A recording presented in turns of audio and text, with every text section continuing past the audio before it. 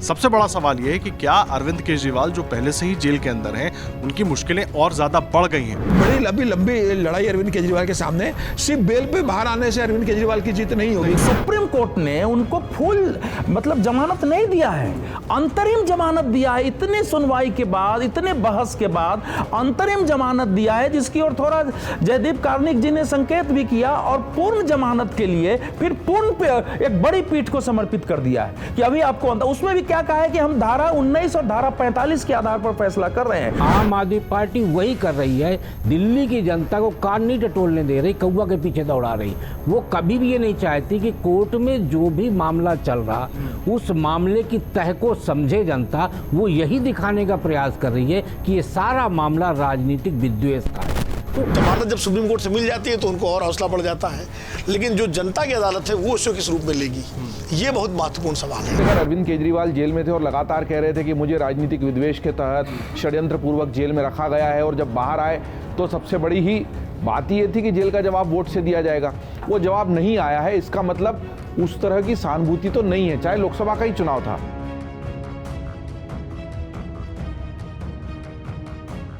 नमस्कार, अमर उजाला.com पर आपका स्वागत है। आपके साथ मैं हूं आदर्श झा, और हम एक बार फिर हाजिर हैं आपके सामने लेकर आपका पसंदीदा शो खबरों के खिलाड़ी। हमारे साथ सभी वरिष्ठ पत्रकार जुड़ेंगे, खबरों के खिलाड़ी जो खबरों के मायने आपको समझाएंगे। और आज जो हम बात करने वाले हैं, अभी जिस मुद्दे पर बड़ा अहम हो जाता है, क्योंकि जिस तरीके से ईडी के चार्जशीट में अरविंद केजरीवाल, जिनको आरोपी नंबर 37 हैं, और आम आदमी पार्टी आरोपी नंबर 38 जिस तरीके से बनाया गया, और जो तमाम बातें कोर्ट के सामने चार्जशीट में ईडी की तरफ से रखी गई, सबसे बड़ा सवाल यह है कि क्या अरविंद केजरीवाल जो पहले से ही जेल के अंदर हैं, उनकी मुश्किलें और ज़्यादा बढ़ गई हैं। किस तरीके से बाहर आएंगे वो तो एक अलग लड़ाई है, कानूनी लड़ाई है, क्या होगा वो अलग है। लेकिन राजनीति, खास करके दिल्ली की राजनीति, जिसमें वो लगातार अपने आप को सबसे मजबूत दिखा रहे थे, या थे एक तरीके से, जितनी सीटें उनकी पार्टी की थी, क्या वो भी कमज़ोर होते दिखेगी। इधर बहुत सारे नेता, ठीक है आप कद के हिसाब से नेता बड़ा छोटा कर सकते हैं, लेकिन बहुत सारे नेता आम आदमी पार्टी छोड़ अलग अलग पार्टियों में भी पहुंचे, बीजेपी में भी पहुंचे। ये तमाम चीज़ें हैं कि क्या पार्टी के अंदर भी खलबली मची हुई है, ये समझने की कोशिश करेंगे। सभी वरिष्ठ पत्रकार हमारे साथ मौजूद हैं। समीर जी हैं, विनोद सर हैं, जयदीप जी हैं, अवधेश जी हैं, राकेश शुक्ला जी हैं। आप सबका बहुत स्वागत है। समीर जी, आपसे मैं शुरुआत करूंगा। सबसे पहले बड़ा अहम हो जाता है समझना दिल्ली की राजनीति के हिसाब से, अरविंद केजरीवाल, ईडी के मामले में जमानत तो उनको मिल गई थी, लेकिन सीबीआई के अरेस्ट के बाद वो अभी जेल में है। लेकिन जो ईडी की चार्जशीट है उसमें जो तमाम बातें कही गई हैं, वो बहुत लग रहा है कि मुश्किल अरविंद केजरीवाल की और ज़्यादा बढ़ाने वाली हैं। फिलहाल मुश्किल में तो है, लेकिन और बहुत ज़्यादा बढ़ने वाली है, और शायद लंबे टाइम तक के लिए।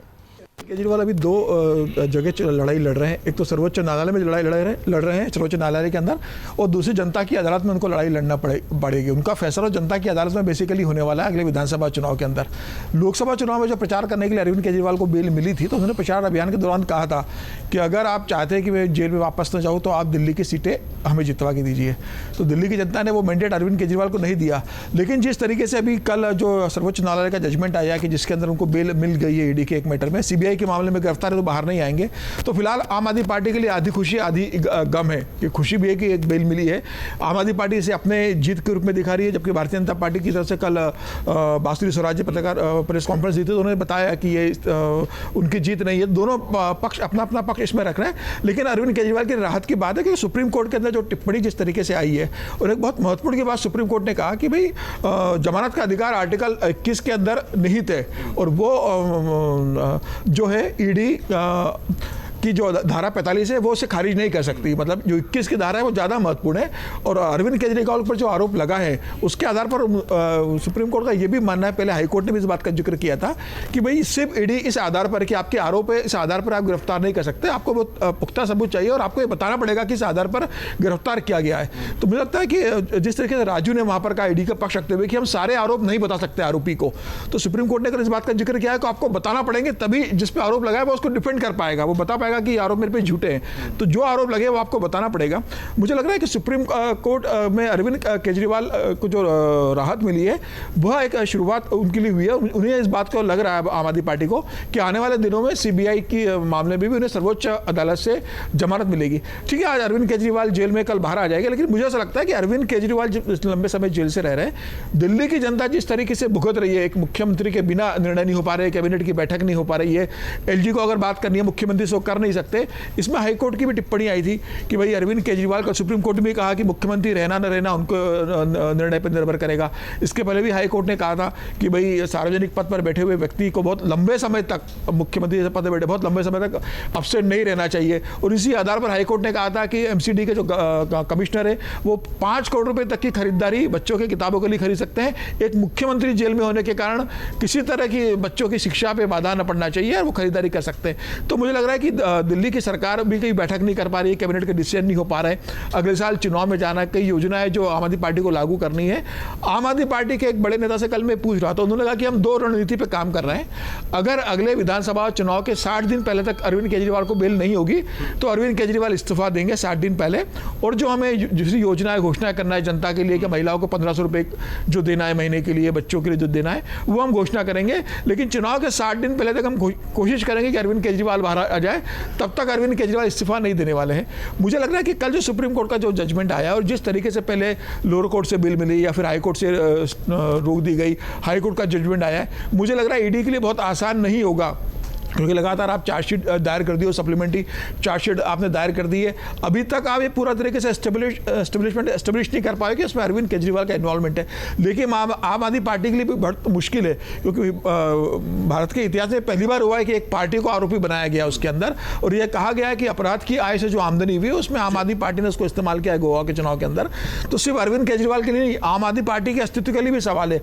अगर ये प्रूव हो जाता है, ईडी अगर ये प्रूव कर देती है कनेक्शन कि आम आदमी पार्टी ने अपराध की आय से चुनाव के अंदर इस्तेमाल किया है, तो मुझे लग रहा है कि अरविंद केजरीवाल तो ठीक है, आम आदमी पार्टी का चुनाव लड़ने के पे भी रोक लग सकती है। तो एक बड़ी लंबी लड़ाई अरविंद केजरीवाल के सामने। सिर्फ बेल पे बाहर आने से अरविंद केजरीवाल की जीत नहीं होगी कि अरविंद केजरीवाल बाहर आ गए तो जीत गए। अभी उन्हें आम आदमी पार्टी को बचाना है। उनकी जो छवि थी, एक कट्टर ईमानदार की छवि थी, और लगातार जिस तरीके से अभी सीबीआई की अरेस्ट हुए, ईडी की जांच चल रही है, तो अरविंद केजरीवाल को इन चीज़ों से भी बाहर आना पड़ेगा, सब चीज़ों से। और असली लड़ाई तो जनता की अदालत में होगी। क्या जनता उन्हें ईमानदार मानती है, ये 2025 के जब चुनाव होंगे, विधानसभा चुनाव, उसमें तय हुआ। अरविंद केजरीवाल यह बात लेकर और आम आदमी पार्टी यह बात लेकर जनता के बीच में जाएगी, भारतीय जनता पार्टी और कांग्रेस ये बात लेकर जनता के बीच में जाएगी। जनता तय करेगी अरविंद केजरीवाल ईमानदार है कि नहीं। कोर्ट का मामला तो भी लंबा चलने वाला है, जनता की अदालत में तो 2025 में ही फैसला होने वाला है। ये बड़ी बात कह रहे हैं। एक बात समीर सर ने कही, विनोद सर, कि कांग्रेस पार्टी भी लेकर जाएगी। पहले तो अरविंद केजरीवाल की कितनी बड़ी चुनौती है वो तो इन्होंने बता दिया, लेकिन बड़ी सवाल ये है कि अरविंद केजरीवाल वो जो कट्टर ईमानदारी की बात उनकी पार्टी करती रही, रामलीला मैदान में पर्चियां लहराते थे, सबके नाम दिखाते थे, नाम गिनवाते थे, खुद जेल में हैं, इस्तीफा भी नहीं दे रहे हैं, ये तमाम सवाल तो जनता के सामने भी होंगे ना। कोर्ट की जो मुश्किल तो मुश्किल है, लेकिन अब तो जनता भी इस बार पूछेगी बहुत सारे सवाल। आम आदमी पार्टी को उन्हीं कसौटियों पर कसा जाना चाहिए और जाएगा या जा रहा है जो उन्होंने खुद तैयार की हैं। अन्ना आंदोलन से लेकर के आम आदमी पार्टी बनने तक अरविंद केजरीवाल और उनकी पूरी टीम ने जिस तरह से तमाम बड़े बड़े नेताओं के पोस्टर लगा करके उनको बेईमान भ्रष्ट घोषित किया। याद कीजिए, दिल्ली के हर ऑटो के पीछे शीला दीक्षित का पोस्टर लगा होता था, और बड़ा और देखते रहो अरविंद केजरीवाल का ये होता था, एक भ्रष्ट को चुनेंगे, एक ईमानदार को। और प्रणब मुखर्जी से लेकर शरद पवार और लालू प्रसाद यादव और सोनिया गांधी, राहुल, कौन सा ऐसा, या भाजपा के भी नेता, कौन सा ऐसा नेता बचा था जो उनके उसमें भ्रष्टाचार नेताओं की सूची में ना हो। और उनका कहना होता था उस समय कि अगर किसी पे आरोप भी लगे तो उसको नैतिकता के आधार पर, सार्वजनिक नैतिकता के आधार पर इस्तीफा दे देना चाहिए और उसके खिलाफ कार्रवाई होनी चाहिए। अब वो उसी स्थिति में आ गए कि अब उन पर चार्जशीट भी है, गिरफ्तार भी हैं, जेल में भी हैं, लेकिन मुख्यमंत्री भी हैं, क्योंकि संविधान में कहीं कोई ऐसा उल्लेख नहीं है कि अगर कोई जेल जाए तो उसको मुख्यमंत्री पद या मंत्री पद छोड़े। तो मुझे लगता है इसके पहले जितने लोगों ने जेल जाने पर अपने पद छोड़े, उन्होंने शायद गलती की, शायद मतलब लालू प्रसाद यादव ने भी गलती की, सर हेमंत सोरेन ने भी गलती की, जयललिता ने भी गलती की, जो भी, और जो मंत्री लोग इस्तीफा दे के, क्योंकि अरविंद जी ने एक नई नज़ीर पेश की। अब ठीक है, कानूनी रूप से, संवैधानिक रूप से उनका पक्ष सही है, कोर्ट ने भी हस्तक्षेप करने से इनकार कर दिया, लेकिन एक जो प्रॉपराइटी होती है, जो एक नैतिकता होती है, वो अलग चीज़ है। और जैसा कि अभी समीर भाई ने कहा कि जो इनकी बात हुई, किसी एक चीज़ जोड़ना चाहता हूँ, सीटें आपके पास विधानसभा में चाहे जितनी हो, लेकिन इस पार्टी को आंदोलन के दौर से देखें, जिस तरीके से पर्चियों की लिस्ट, नाम गिनाते थे, जिन नामों की आप चर्चा करते थे, जिनको भ्रष्ट बताते थे, उन्हीं के साथ आपने गठबंधन किया, उन्हीं के साथ आपकी तस्वीरें हैं। और यहाँ पर भी आपने नैतिकता की बात की, और जब जो पार्टी सबसे ज़्यादा नैतिकता की बात करती रही, पाठ पढ़ाती रही, उसकी ये स्थिति है। नहीं, देखिए, गठबंधन करना ये सबका, ये तो सारी पार्टियां एक दूसरे के खिलाफ बोलती हुई गठबंधन करती हैं। वो मैं उसको उतना बड़ा आज की राजनीति में व्यक्तिगत रूप से मैं मानता हूँ, लेकिन राजनीति में आजकल वो काम बात है। उसमें आम आदमी पार्टी भी कर रही है कांग्रेस के साथ या आरजेडी के साथ, या सब तो वो भाजपा ने भी बहुत किया, कांग्रेस ने भी किया। लेकिन जो सबसे बड़ी बात यह है कि आप जब कहते थे किसी का नाम आ जाए FIR में तो इस्तीफा दे दे, तो अरेस्ट के बाद भी अगर आप पद पर बने हुए हैं, तो इसका मतलब दो ही कारण है। एक कारण तो कहते हैं साहब अगर मैं इस्तीफा दे दूंगा तो ये फिर स्टालिन को भी अरेस्ट कर लेंगे, उनका भी इस्तीफा हो जाएगा, ममता बनर्जी को भी अरेस्ट कर लेंगे, उनका भी इस्तीफा हो जाएगा, और विपक्ष के मुख्यमंत्रियों को, ये उनका एक प्रकट कारण है आम आदमी पार्टी वाले, इसलिए अरविंद जी इस्तीफा नहीं दे रहे। लेकिन हेमंत जी ने दिया इस्तीफा, जमानत हो गई, दोबारा मुख्यमंत्री बन गए। उनको भरोसा था अपनी पार्टी पर, अपने नेताओं पर भरोसा था, उनको चंपई सोरेन पर भरोसा था। अरविंद जी को शायद भरोसा है क्या किसी अपने नेता पर, या नहीं है? अगर भरोसा हो तो बना दें, सौरभ भारद्वाज को या आतिशी मरलेना को या किसी को बना दें, सुनीता जी को बना दें, जैसे लालू जी ने राबड़ी जी को बनाया था। कम से कम चलो परिवारवाद का आरोप लगेगा, लेकिन आरोप तो परिवारवाद पे सब पे लग रहे हैं। लेकिन वो शायद तो भरोसा नहीं है उनको किसी पर कि उनके हटते ही कहीं जो है जीतन राम मांझी वाला हाल ना हो जाए। लेकिन फिर भी नीतीश कुमार के अंदर ताकत थी, तो जीतन राम मांझी हाशिए पे चले गए।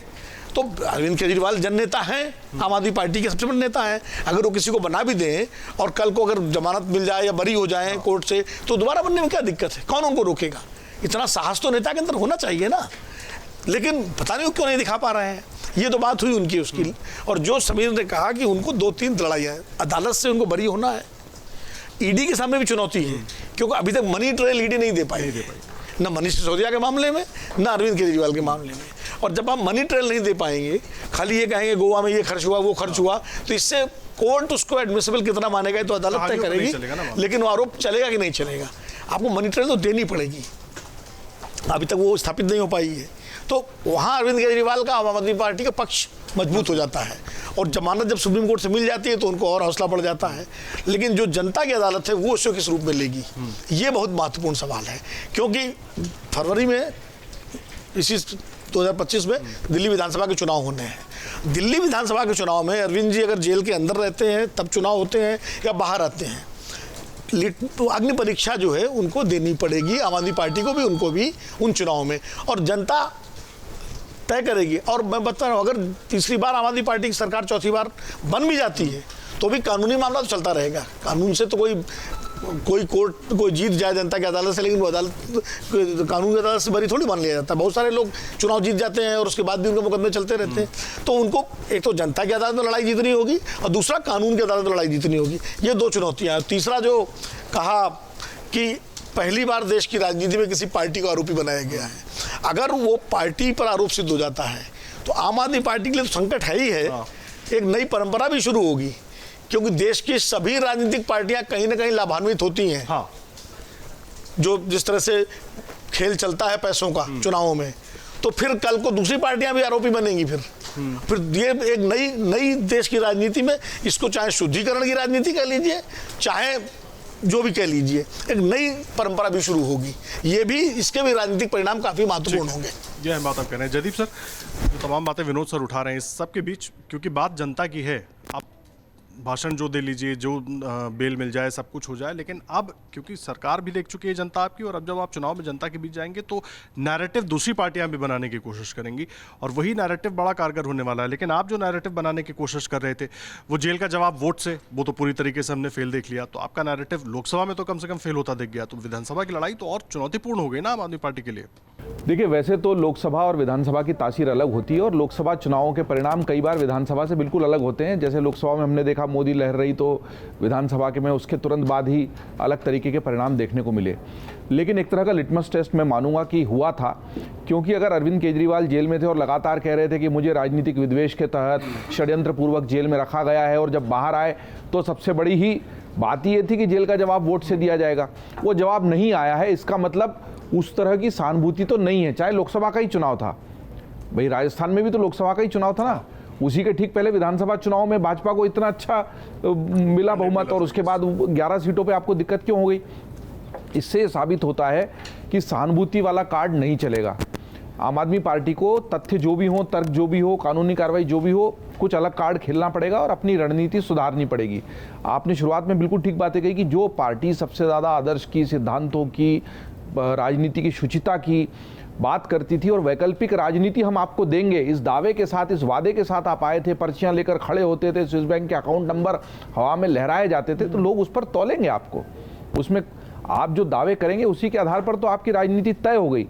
2 बार आपको बढ़िया ज़बरदस्त बहुमत, ऐसा बहुमत जो विधानसभाओं में मिलना मुश्किल है, वो दिया गया और उसके बाद आप सरकार में आए तो आप अपने एक तो कामों के दम पर आए, दूसरा आप अगर जेल में हैं तो अगर राजनीतिक विद्वेष से हैं तो कोर्ट में तो नहीं चल रहा ना, कोर्ट में तो तथ्य चल रहे हैं, तर्क चल रहे हैं, सबूत चल रहे हैं। आपको एक बार जमानत मिली, अगली बार अभी भी एक जमानत मिली है तो ईडी के मामले, लेकिन सीबीआई की गिरफ्तारी अभी भी कायम है। उसमें भी सुप्रीम कोर्ट में बड़ी बेंच बनाने की बात कर दी गई है और उस बड़ी बेंच का क्या फैसला होगा हमको पता नहीं है। उसमें एक बड़ी महत्वपूर्ण टिप्पणी भी है जिसको भाजपा भी बुना रही है, जिसमें कहा गया है कि जो संवैधानिक पदों पर बैठे हैं और बड़े जिम्मेदार पदों पर बैठे हैं उनके ऊपर अगर इस तरह के आरोप लगते हैं तो उसकी गंभीरता और बड़ी हो जाती है। तो ये सारी बातें महत्वपूर्ण है। मुझे लगता है कि बड़ा मुश्किल वक्त है इस वक्त आम आदमी पार्टी के लिए, जिस तरह की राजनीति कर कर वो आए और उसके बाद दिल्ली के बाद पंजाब में भी अपनी सरकार बनाई, अभी कायम है। ऐसे में अगर वो इस बहुत सही बात कही है कि विनोद जी ने कि जनता की अदालत में सबसे बड़ा फैसला होता है, क्योंकि हमने ऐसा देखा है कि बड़े बड़े भ्रष्टाचार के आरोप लगने के बावजूद भी जनता की अदालत में कई बार जनता बरी कर देती है। राजनीतिक विद्वेष और दूसरे तथ्य तर्क अपनी जगह होते हैं। तो अब सवाल यही है कि आने वाले जो फरवरी में चुनाव होंगे, सबसे बड़ा फैसला तो इस पूरे मामले का वहीं से आएगा। अदालती कार्रवाई और कानूनी कार्रवाई की अपनी रवायत होती है, वो अपनी तरीके से चलती रहेगी, अपनी तरीके से चलती रहेगी। लेकिन राकेश सर, एक चीज़ बहुत समझने वाली बात है, आम आदमी पार्टी क्या अभी भी इस मूड में चल रही है? अरविंद केजरीवाल, ये जो तमाम उनके वरिष्ठ नेता हैं, इस मूड में है कि विधानसभा चुनाव क्योंकि लोकसभा से अलग होते हैं, तो वो जो एक दिल्ली वाला जुड़ाव है, फैक्टर है, सिंपैथी है, उसका फायदा मिल जाएगा, हम एक बार फिर उसी तरीके से वापस आ जाएंगे और जो तमाम जनता को ये बताकर कि भाई हमें तो सरकार नहीं चलाने दिया जा रहा, 5 सालों में लगातार आप ये बताते रहे, अब ये बता रहे हैं कि भाई हमको जबरदस्ती जेल में रखा गया, पहले कहते तो चुनाव से दूर रखा गया, सवाल तो अभी भी नहीं मिल रही है, लेकिन वो सिंपैथी वाले की गेम से क्या काम आगे नहीं चल जाएगा? कोरोना काल में प्रधानमंत्री नरेंद्र मोदी जी ने कहा था कि आपदा में अवसर तलाशिए, और केजरीवाल जी उसी स्लोगन पे काम कर रहे हैं। शराब घोटाले की आपदा में फंसे हैं, उसमें वो राजनीतिक अवसर तलाश रहे हैं और उसी अवसर को वो सीधे सीधे आप देखिए इस गिरफ्तारी, इस घोटाले के मामले को वो राजनीतिक प्लेटफॉर्म पे ले जा रहे हैं और राजनीतिक प्लेटफॉर्म पे ले जाके वो ये प्रदर्शन तैयार कर रहे हैं कि उनकी गिरफ्तारी राजनीतिक रूप से हुई है। और इसके लिए वो बार बार एक बड़ा आंदोलन खड़ा करते हैं, लोगों के समूह आते हैं, धरना प्रदर्शन होता है, प्रेस कॉन्फ्रेंस होता है और हर बार एक ही बात कही जाती है कि केजरीवाल जी को राजनीतिक विद्वेष के चलते गिरफ्तार किया गया। कभी भी एक कहावत है अपने यहाँ, कौवा कान ले गया, तो कभी भी कान नहीं टटोला जाता, उस कौवा के पीछे दौड़ा जाता है। आम आदमी पार्टी वही कर रही है, दिल्ली की जनता को कान नहीं टटोलने दे रही, कौवा के पीछे दौड़ा रही। वो कभी भी ये नहीं चाहती कि कोर्ट में जो भी मामला चल रहा उस मामले की तह को समझे जनता। वो यही दिखाने का प्रयास कर रही है कि ये सारा मामला राजनीतिक विद्वेष का है। तो ये जो आप कह रहे हैं ना, वो कुल मिला के राजनीतिक प्लेटफॉर्म को जो 2025 के विधानसभा चुनाव में उनके लिए लाभकारी साबित हो। ठीक है, एक आखिरी कमेंट आपसे अवधेश सर, सबकी बात आपने सुन ली है अब, क्योंकि बड़ा इंपॉर्टेंट है और आपकी प्रतिक्रिया मुझे पता है किस तरीके से इस पर आने वाली है, लेकिन फिर भी एक तरफ बीजेपी है, वो नैरेटिव बनाने की कोशिश कर रही है अपना। बीजेपी ये बता रही है कि भाई शराब घोटाला हुआ, पैसे खाए, आम आदमी पार्टी ने खाए, इसने खाए, जो आरोप प्रत्यारोप दोनों के बीच हो रहा है। दूसरी तरफ आम आदमी पार्टी यही नैरेटिव अभी भी बना रही है कि अरविंद केजरीवाल के साथ तो जी बड़ा अन्याय हो रहा है। राकेश जी ने तो उनको प्रधानमंत्री नरेंद्र मोदी का फॉलोअर बना दिया कि बोला नरेंद्र मोदी जी ने, और आपदा में अवसर अरविंद केजरीवाल जी ढूंढ रहे हैं। तो ये एक शानदार जो है एक स्थापना है। देखिए, इसके 3 पहलू हैं। एक तो कानूनी है, एक धारणाओं का प्रश्न है कि धारणा क्या है उनके बारे में लेके, और तीसरा राजनीति है। मैं इसमें राजनीति को उतना महत्व अभी नहीं देता हूँ, मेरे लिए तो सामान्य, हम सब लोग इसके लिए संघर्ष करते रहे हैं कि जमानत व्यक्ति का मौलिक अधिकार होना चाहिए। जब तक कि उसको उसका मतलब उससे इतना बड़ा खतरा नहीं हो, कोई आतंकवादी नहीं हो, तो जमानत मिलना चाहिए। इसलिए अरविंद केजरीवाल जी को जमानत नहीं मिल रही है तो मेरे लिए चिंता का कारण था, और मैं इसको पढ़ने समझने की कोशिश करता हूं, क्योंकि सुप्रीम कोर्ट ने उनको फुल मतलब जमानत नहीं दिया है, अंतरिम जमानत दिया है। इतनी सुनवाई के बाद, इतने बहस के बाद अंतरिम जमानत दिया है, जिसकी ओर थोड़ा जयदीप कार्निक जी ने संकेत भी किया, और पूर्ण जमानत के लिए फिर पूर्ण एक बड़ी पीठ को समर्पित कर दिया है कि अभी आपको उसमें भी क्या कहा है कि हम धारा 19 और धारा 45 के आधार पर फैसला कर रहे हैं। धारा 19 एक न्यायाधीश को परिभाषित करता है कि न्यायाधीश का कर्तव्य क्या है। वो किसी मामले को अगर ऐसी स्थिति पैदा हो गई हो तो वो न्याय के सिद्धांत को देखे, व्यक्ति को देखे, उसके काम को देखे और उसमें क्या फैसला करे। कई बार अगर कानून नहीं भी कहता हो तो न्यायाधीश को आगे रख के, दूसरा बोला है 45 के तहत, 45 व्यक्ति के जीवन को परिभाषित करता है कि दो बातें हमने देखी हैं, इन दोनों को संदर्भित किया है और इसके आधार पर हम अंतरिम जमानत की अनुमति देते हैं। यानी सामान्य जो मामला है ये अंतरिम जमानत लिखा नहीं है, लेकिन सामान्य जो मामला है वो अंतरिम जमानत के भी अनुकूल नहीं है, इसीलिए हम इसको बड़े कोर्ट को दे रहे हैं। तो ये बहुत सीरियस इशू है। सुप्रीम कोर्ट अगर धारा 19 और 45 का प्रयोग करके अंतरिम जमानत दे रही है तो रियर ऑफ रियरेस्ट केसेस में ये होता है। तो इसीलिए इसका कानूनी पहलू जो है वो बहुत जबरदस्त है और उनको जेल में, मुझे अब सुप्रीम कोर्ट क्या फैसला देगी मुझे नहीं मालूम है। अंत में ईडी जीतेगी नहीं जीतेगी वो भी कहना कठिन है, क्योंकि ईडी के लिए केस जीतना बहुत कठिन होता है, मनी ट्रायल साबित करना, क्योंकि उसका कोई लिखित तो दस्तावेज होता है। लेकिन सीबीआई का मामला जो है उसके बारे में आप ऐसा नहीं कह सकते कि सीबीआई कहां जाएगी। अब इसका दूसरा प्रश्न है कि क्या लोग मान रहे हैं, आम लोगों की मान्यता है कि अरविंद केजरीवाल को बेवजह राजनीतिक रूप से फंसाया गया है। अरविंद केजरीवाल पर मामला करने के पीछे राजनीति हो भी सकती है, उसमें हम और आप नहीं जाते हैं, लेकिन दिल्ली की आबकारी नीति बनाने में शराब के व्यापारियों के साथ बातचीत करते हुए उनसे धन लेने के जो आरोप है उसमें आम धारणा है कि इसमें भ्रष्टाचार हुआ है। अभी प्रूफ हो या नहीं हो यह धारणा है। अब हमारे देश की पॉलिटिक्स में किसी पर गंभीर अपराध रहते हुए भी वो चुनाव हार जाए, इसके बहुत कम रहे हैं। लालू जी पर आरोप लगा था 97 में, वो तो जेल चले गए थे, लेकिन उसके बावजूद जब 2000 का चुनाव हुआ तो भारी बहुमत से जीते थे वो। हमारे देश में ये रहा है। तो इसलिए कोई जयललिता जीत के आई है, तो भ्रष्टाचार के आरोप के आधार पर हमारे देश में वो बीपी सिंह का भी था तो एक दूसरा परिप्रेक्ष्य था। राहुल गांधी जी चुनाव नहीं आ रहे थे, कांग्रेस 197 सीटों के साथ फिर भी बड़ी पार्टी थी और सरकार भी बनी थी, दोनों तरफ से दो पहिया लगा के बनी थी, तो एकदम से पूर्ण पराजय नहीं होती। जबकि उस समय अयोध्या मूवमेंट का भी योगदान था, कई चीजें उस समय काम कर रही थी।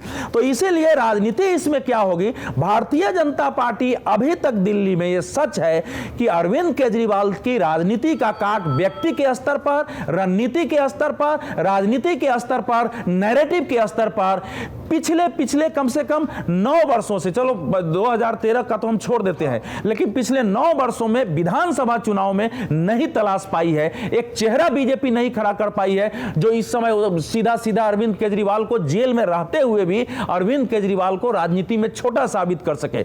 यह बीजेपी पर एक बड़ा प्रश्न चिन्ह है कि उसकी दिल्ली की यूनिट, उसकी राष्ट्रीय यूनिट यहां है, फिर भी अरविंद केजरीवाल की नैरेटिव जो है वो जनता पर कैसे हावी हो जाती है। सुप्रीम कोर्ट का यह नैरेटिव कि हम धारा 19 और 45 का काम को हम देखते हुए अंतरिम जमानत दे रहे हैं, लेकिन पूर्ण जमानत का फैसला बड़ी पीठ करेगी। इतने सीरियस इशू को भी भारतीय जनता पार्टी उस रूप में जनता के पास नहीं ले जा रही है, लेकिन आम आदमी पार्टी का जिस प्रकार से उदय हुआ था, आम आदमी पार्टी रहेगी या जाएगी, वो भारत के लिए दुर्भाग्यपूर्ण है, एक राजनीति के लिए त्रासदीपूर्ण अध्याय होगा जो स्थिति इस समय आम आदमी पार्टी की हो रही है। ठीक है, देखिए सबकी टिप्पणी आपने सुन ली है और बड़ा अहम है, क्योंकि जब चुनौतियां अरविंद केजरीवाल के सामने भी हैं तो अवधेश जी ने बड़ा अहम प्रश्न उठाया कि चुनौतियां बीजेपी के सामने भी हैं और फैसला जनता की अदालत में होगा जब चुनाव आएंगे।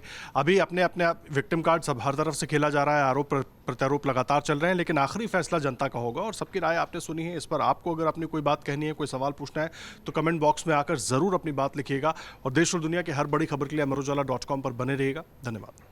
अगर आप ये वीडियो YouTube पर देख रहे हैं तो हमारे चैनल को सब्सक्राइब करें और बेल आइकन को दबाना ना भूलें। अगर आप Facebook पर ये वीडियो देख रहे हैं तो हमारे पेज को लाइक करें।